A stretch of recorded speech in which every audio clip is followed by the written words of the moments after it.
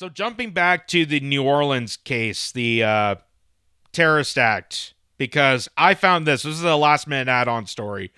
But this woman, Janine Taylor, who's apparently a reporter for the New York Post, tweeted this out. It says, exclusive tour of the New Orleans terrorist home, where we found a bomb-making station and a Quran open to a chilling passage about martyrdom. So this is literally a couple days after the incident. We don't really know much about what really happened that day. We kind of get a bit of a backstory, which was very suspicious, still suspicious to this day. Seems like a big connection between, that and the Cybertruck incident and so on and so forth. But now, this video that the New York Post puts out makes it even more suspicious. Take a look. We are here inside the New Orleans terrorist home. You can see that it's been clearly destroyed, the door at least, from the FBI raid yesterday. But if we walk through the home, we see some signs of what he was up to. He had this work area here, lots of different chemicals. Now, I know this looks like a chilling New York Post. Why do I keep messing up the two? New York Post story. But I think if edited properly, this could be exciting promo for HGTV's newest show, Extremist Makeover Home Edition. I would be almost more convinced that they brought on the Property Brothers to also investigate this, because then they can at least look at this possible terrorist sleeper cell and reassure the viewers that the home at least has walk-in closets. Because isn't that the important thing of sleeper cells? Don't you want to feel the terrorists have a nice home with a modern concept? This is just I have to make these jokes because this is way too suspicious. You're telling me that just days after, just literally a couple days after the incident happened, they just allowed this random reporter to walk into this house when the FBI is still investigating. It just seems way too suspicious. But no, there's some bomb-making material there. There's that over there. There's a nice backsplash in the back. Did you catch that, Phil? Did you catch that? We want to make sure we get a good Zillow rating. Anyway, there's more of this. Displayed around and different electronics. This is, again, a work setup. Left receipts.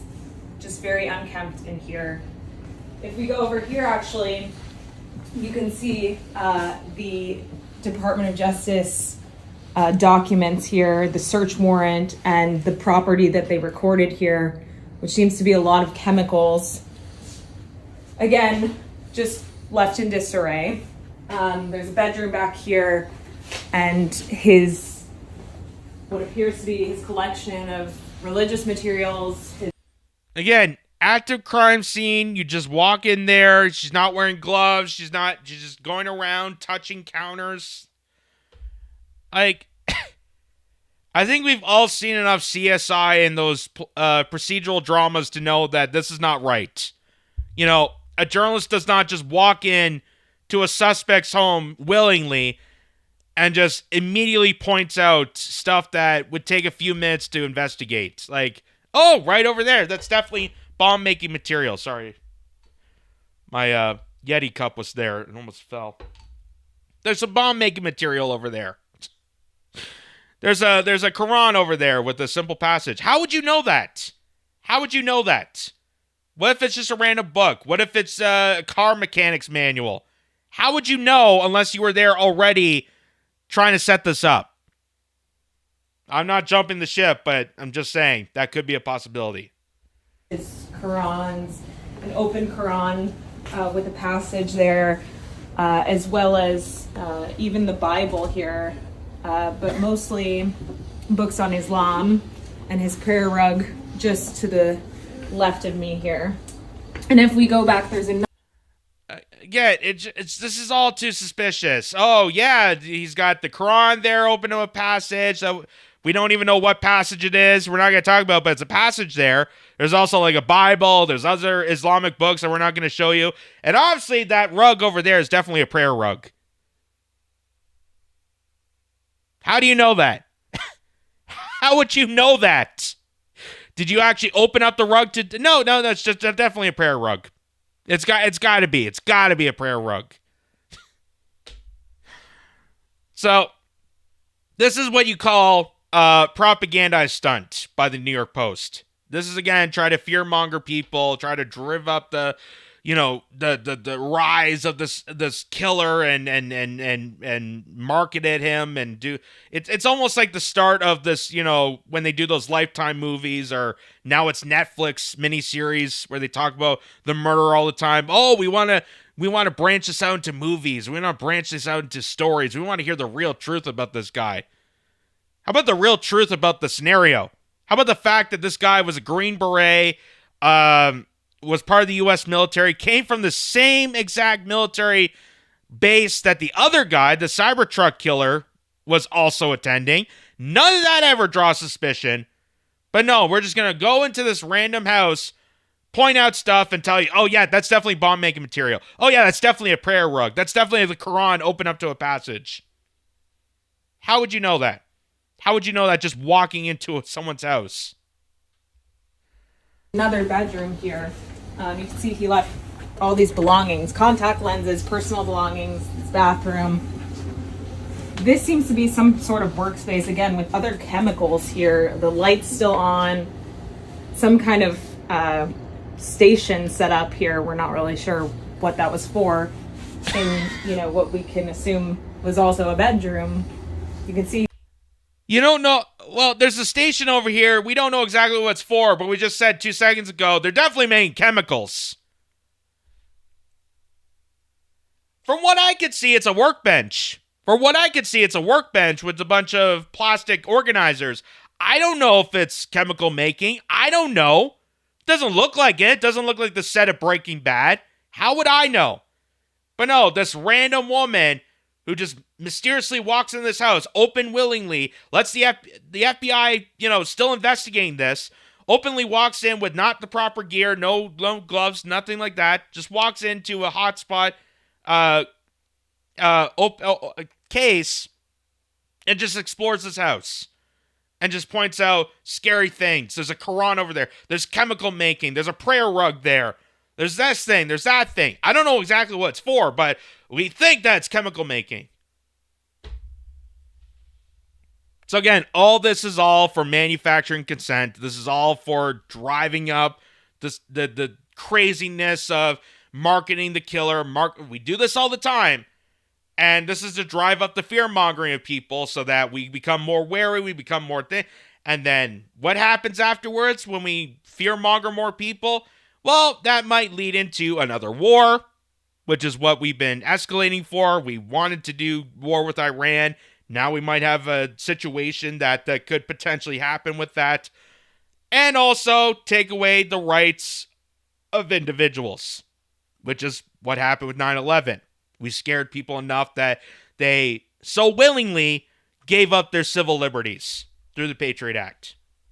So this just seems way too suspicious, and even people have caught on to this.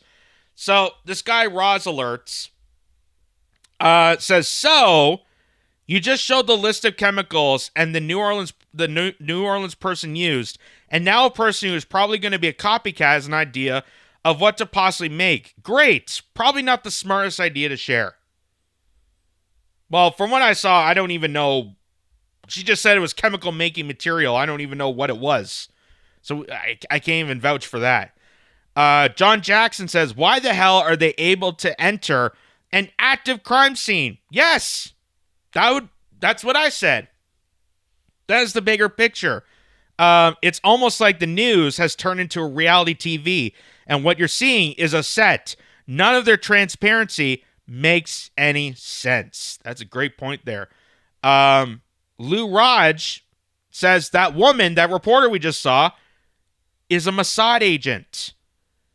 And this guy suppressed news. So there are suspicions of where this lady came from. We're going to get into that. But this suppressed news says you're a Zionist. So it wouldn't be surprised that Kefe is in the video to fit your narrative.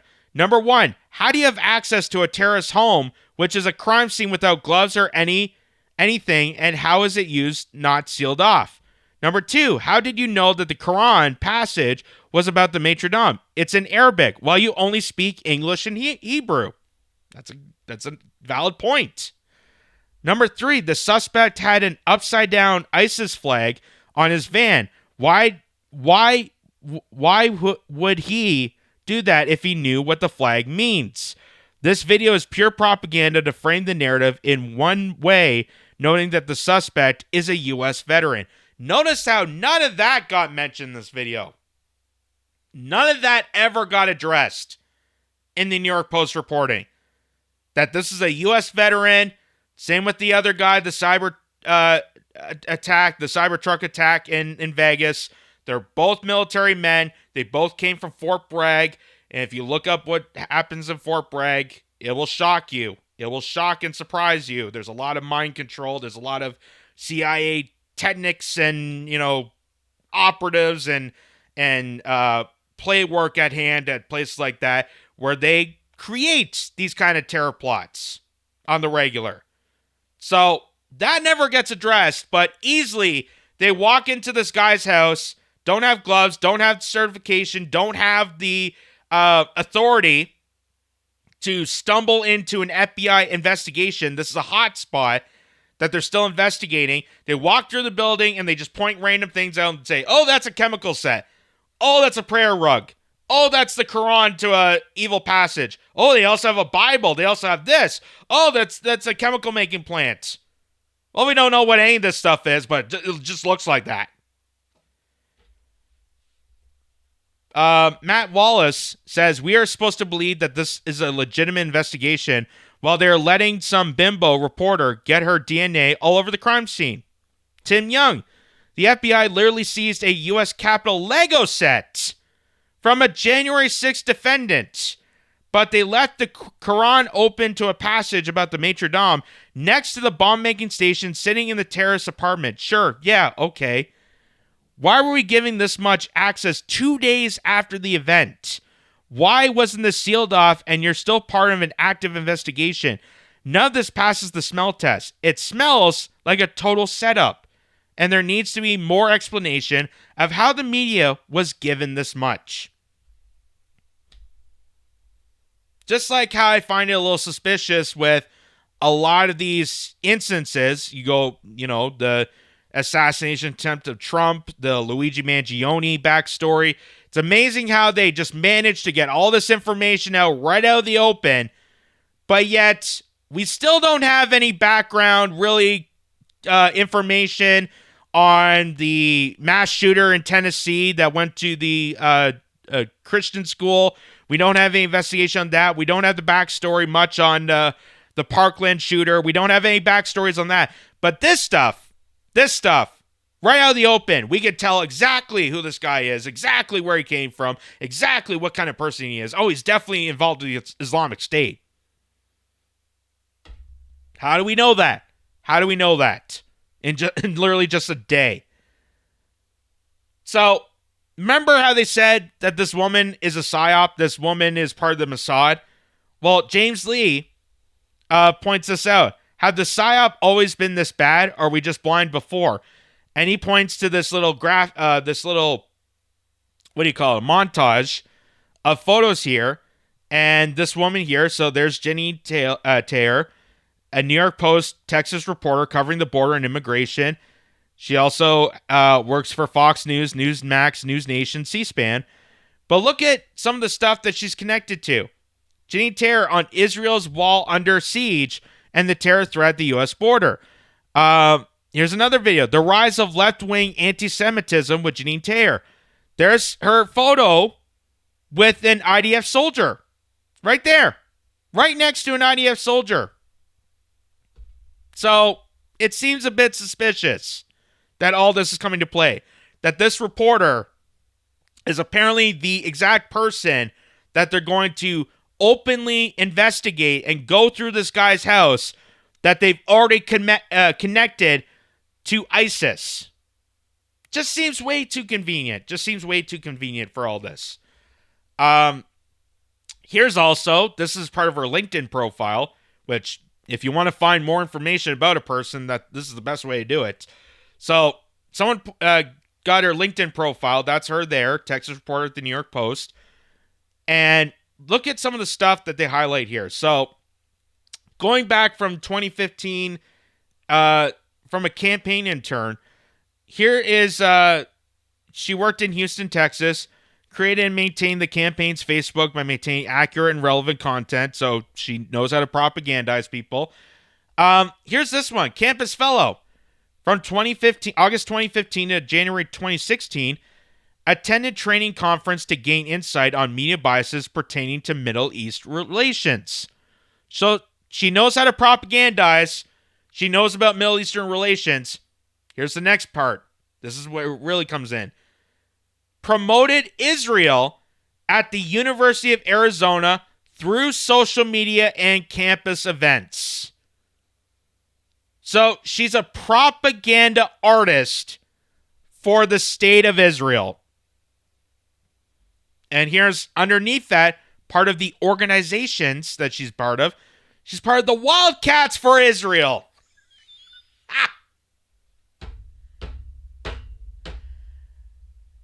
I didn't realize they were much into High School Musical. The Wildcats for Israel. Committed for accuracy in the Middle East reporting, an American fellow. From August 2015 to January 2016. So I was part of the campus fellow thing. Wildcats for Israel. Oh my God. How insane that is. How insane that is. But you know, we're all in this together. Bot to the top. Sadly, I know a couple of those things. I went to high school, so I've heard it around. But there you go. That's crazy. That's crazy. So they magically get this rando reporter who definitely knows her stuff about how to propagandize people for the state of Israel to just magically get this story about a guy who ran through the French Quarter in New Orleans who was connected to ISIS somehow. We don't know any of the investigation. We don't know any further backstory than what we're being told. But they found this reporter to walk into this guy's house and point out some things and make it sound like it's a nightmare. Oh my God, there's a chemical set, there's this, there's that, there's other scary things around here. But luckily, people can catch this easily. You know, social media is not that hard to figure out. And people are catching on the fact that this doesn't pass the smell test. That people are not going to be fooled by this rando's reporting. That something definitely doesn't add up to all this. And the more they keep harping on this, the more they try to do this, it just makes it more, as the kids would say, sus. Makes it way more suspicious than it needs to be. And we're just going to find out more and more as time goes on. But they're trying to cover it up. They're already trying to make their trenches and manufacture their consent for whatever direction this is going to be. Whether it being a war with Iran, maybe so, or maybe they're trying to, clamp down on the pro-Palestinian protests. They tried to do that on New Year's Day, sorry. That may be one of the intentions, but we won't know for sure. But it just seems way too suspicious to believe any of the original rhetoric. And if you're one of those people that do believe the original rhetoric, well, I got some vaccines I could sell you.